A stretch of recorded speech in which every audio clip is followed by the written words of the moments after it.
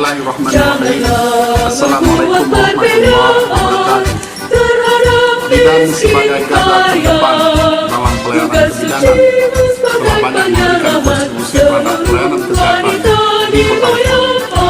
Saya berharap bidan dalam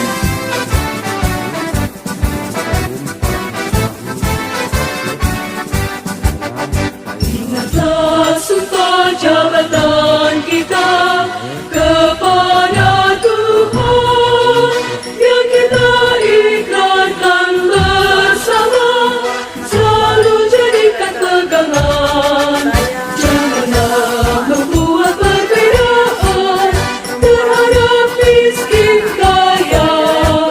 Tugas suci sebagai penyelamat seluruh wanita dibayar ada. Tugas suci sebagai penyelamat seluruh wanita dibayar ada. Assalamualaikum warahmatullahi wabarakatuh. Saya Direktur Akbar Cekdam Iskandar Mamen memberikan apresiasi yang luar biasa kepada Ikatan Bidan Indonesia serta dedikasi dan kerja keras serta kontribusi dalam membantu proses persalinan di Kota Palu. Semoga semakin jaya.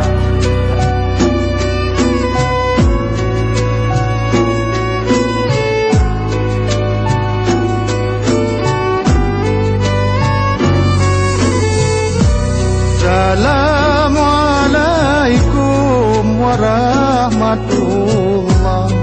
Ya dua belas atu jemalah. Ya lo nasib lo di atu ulen. Mengalun lake bagaum dumna. Ya lo nasib lo di atu. Salam alaikum nun tegur sapa.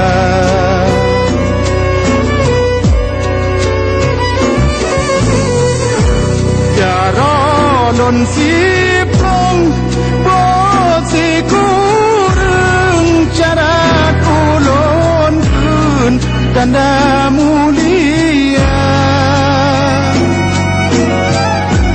Jaro si kurang lon buot lapan dengan to timpan ngon asokaya.